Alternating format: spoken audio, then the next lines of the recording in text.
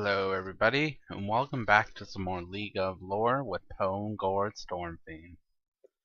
This time around, we are looking at Caitlyn, the Sheriff of Piltover. One of the reasons Piltover is known as the City of Progress is because it has an extraordinarily low crime rate. This hasn't always been the case, however. Brigands and thieves of all sorts used to find the city-state an ideal mark for plunder, primarily due to the valuable resources it imports to fuel its technometrological research. Some even theorize that it would have fallen long ago to the chaos of organized crime if not for Caitlyn, the Sheriff of Piltover. Born the daughter of a wealthy statesman and a pioneering tech researcher, Caitlyn discovered her natural gift for investigation when at the age of 14 her father was assaulted and robbed on his way home. She snuck out of her house that night with her father's rifle and tracked down the muggers from the crime scene. At first, her parents did their best to discourage her from such risky hobbies, but she was incorrigible. Wishing to protect her daughter in the only way she knew how, Caitlyn's mother began outfitting her with technometrological devices tailored to her sleuthing needs. Caitlyn quickly gained notoriety both because she was single-handedly defeating crime in Piltover, and also because she soon developed into a ravishing beauty. She never backed down from a case or a challenge, and she was one of the sharpest shots in the city-state. Her services were soon requested by Demacia to track down a mysterious outlaw who had begun committing high-profile heists. The bandit, who always left a card with an ornate C at the scene of the crime, became Caitlyn's arch-nemesis. To this day, Caitlyn still searches for this cat burglar, and the chase has led her all across Valoran. She has joined the League to hone her skills and gain the influence necessary to track down the only quarry that has managed to evade her. So yes, Caitlyn is one of the few champions in the League that there isn't really anything amazing about her backstory. She kinda just ended up doing what she wanted and ended up being exceptional at it. She's has a very simple backstory and a very simple background, and I like that about her. Anyways, some more stuff about Caitlyn. C is speculated to be Twisted Fate, although there's a lot of discrediting of that, and not a lot of things really to support it aside from the fact that he leaves cards. So it's easy to rule out Twisted Fate, but you never know. Riot may surprise us. Another thing with Kate is that she has a partner who helps her solve crime in Piltover, and this is Vi. Vi ended up working for Caitlyn after a job that Vi did went wrong, and some innocent people were about to be harmed. Instead of letting the innocents get harmed, however, Vi intervened to save them, and then she was quickly thereafter offered a position as Caitlyn's deputy, basically. So that's a little bit of stuff about Caitlyn.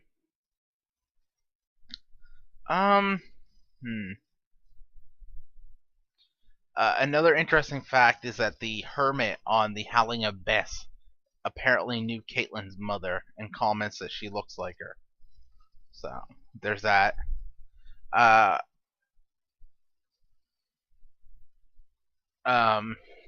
That's really about it. I'm gonna end this by reading off her judgment for you all.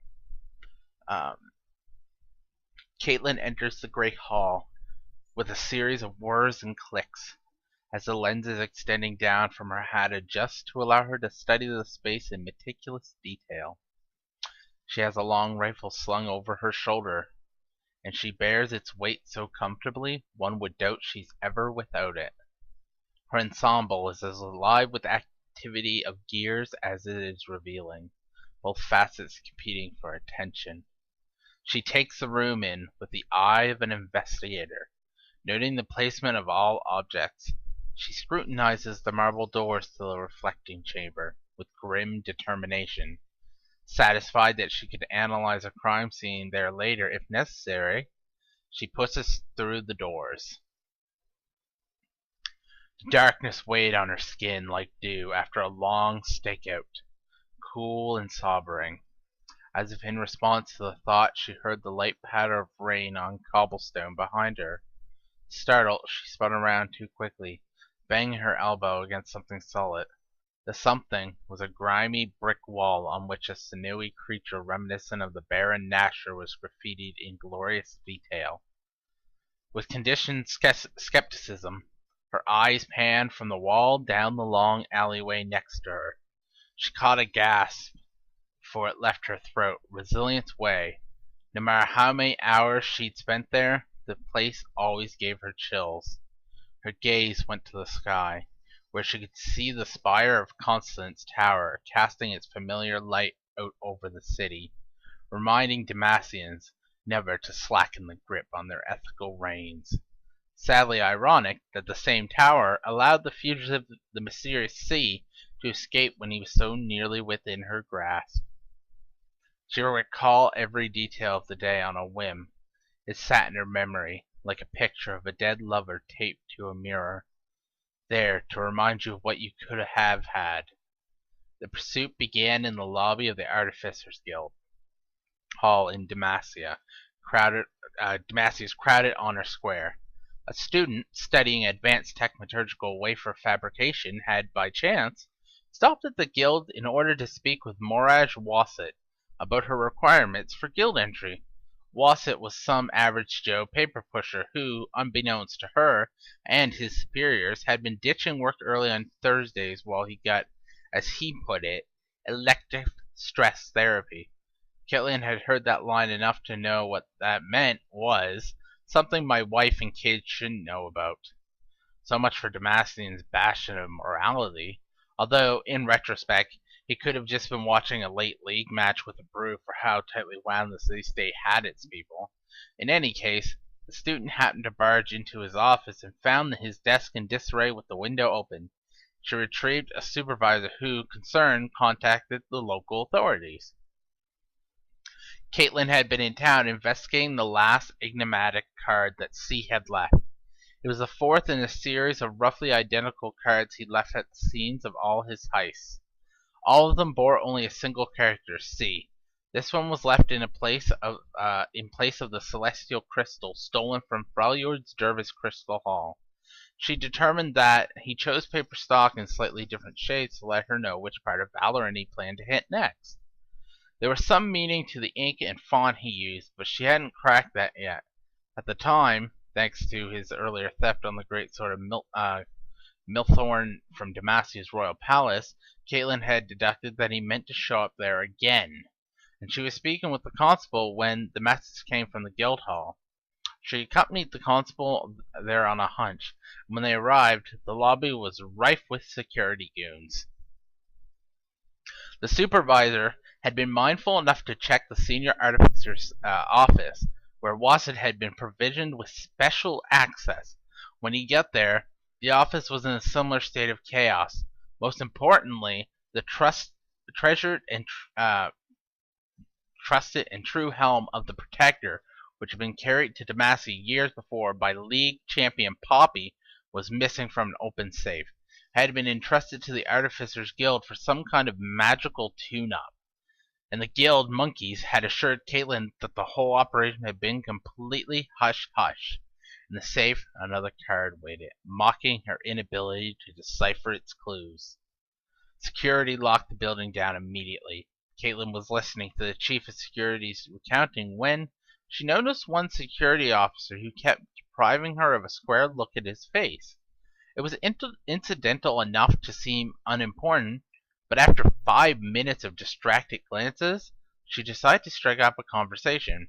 She made it a solid 4 steps in his direction before he bolted for the stairs.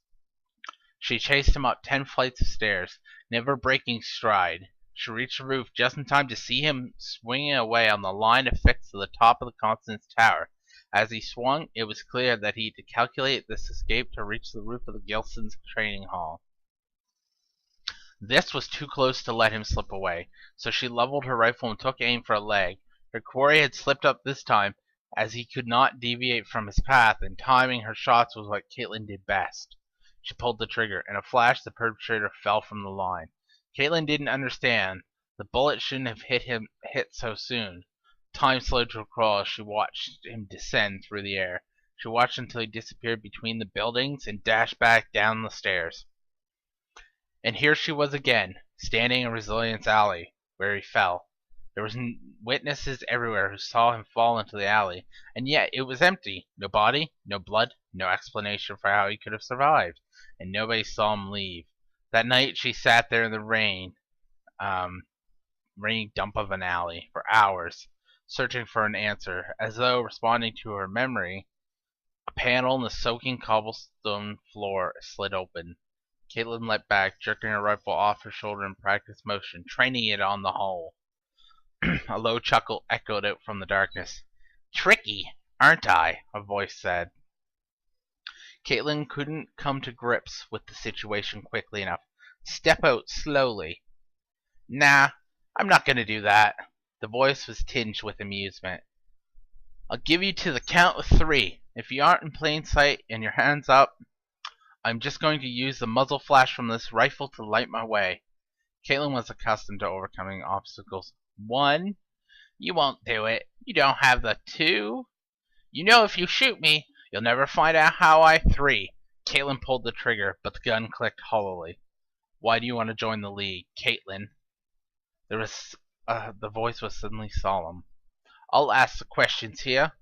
Who—" She didn't like being interrogated. "Why do you want to join the League, Caitlyn?" There was a level of control in the voice that caused a sense of dread to creep up her spine. "You already know the answer to that question, or you wouldn't have taken me here." She waited, but no response came. "He's the only case I've had to leave open. I'll become better. I'm going to catch him, and the League will be my tool to do just that. How does it feel exposing your mind?" The question came in a whisper from behind her ear. The trapdoor in the alley snapped shut. She whirled about, but all she saw were the ornate marble doors of the Institute. Behind her lay the path to becoming a champion. "If you want a piece of my mind, just ask next time. I'll save you the song and dance." She smirked, knowing that she was being watched, before slinging her rifle over her shoulder and continuing into the League. So, with that League judgment, that's where I'll wrap up the video. I hope you enjoyed it, and I hope you learned a bit more about Caitlyn, and I hope we get to learn a bit more about the Mysterious Sea. I think he could potentially make a decent champion, or an interesting champion for that matter, or even just an interesting read to see exactly who this person is. Anyways, this has been PwngoreStormfiend, and I'll see you all next time. But remember, go ahead, run. I'll give you 5 minutes of a head start.